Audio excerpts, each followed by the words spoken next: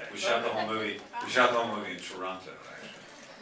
Let me ask you about, a lot of people, we're all Washingtonians here, and Ben Bradley's still here. And we wonder what you think the movie's about. Because we all have different sort of particular views that are based on our experiences in the city. But you come from outside. You speak for America, beyond the Beltway. What's this movie about? I think it's taking a particular story and trying to eliminate and maybe shed a little light on a process that I think is a culture, and a culture that, you said earlier, lobbyists, do good work, and there's no doubt that there are a lot of good things that lobbyists can do, but I think that when you look at the kind of money that's raised, the kind of money that needs to be raised for campaigns, the kind of excess that can happen, and the kind of corruption that can happen as a result, maybe through this film, which we've tried to do in an entertaining and almost a comedic way, we can make some points about the hypocrisies that maybe the film points out, and that maybe people in this town and outside of this town can do something about to change. Well, we've just gotten through probably the most expensive election anyone can ever imagine in a mid-year.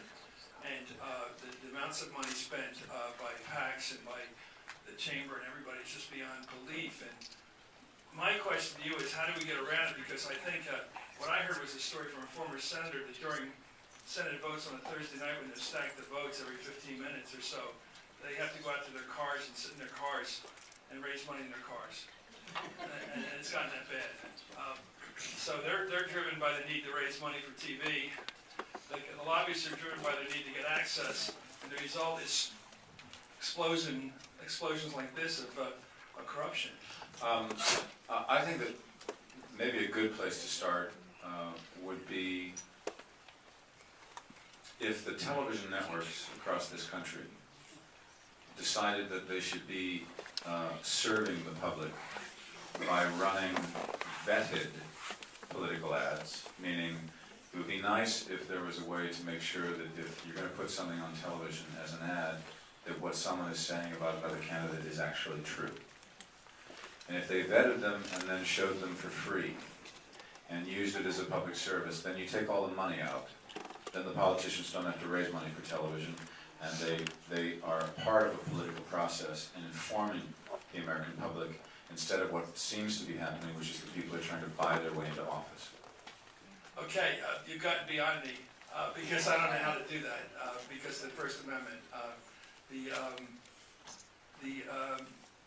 What you portray here is a guy, let me talk about a lot of staffers here. I was a staffer on the Hill. What's interesting what I find is the Mike Scanlon story. When Scanlon worked for DeLay, I would call him up and use him as my source, finding out what was going on, because he would rat out DeLay. It wasn't in the movie, but I would use him because he would tell me everything. What's DeLay up to? What's DeLay up to? What's going on here? And like all of us journalists, we would have different people on the Hill we would call and try to find out what's going on. And he would just openly just rat out the guy. So it didn't surprise me that he ratted out Abramoff. It seemed to be the MO of this guy. And he seems to be the guy who got away from it, who got away with it. Well, he made a deal faster than Abramoff could make. That's why he got away with it. And how many other congressmen are involved in this? I was thinking that this was an era in which we had the guy with the bell bottoms in Ohio, traffic can't. That's why he had bell bottoms. And then we had Duke Cunningham, and we had a whole spate of these guys at the same time. And it was under a Republican leadership, but I'm not sure that's true. Do you think there's a politics to this?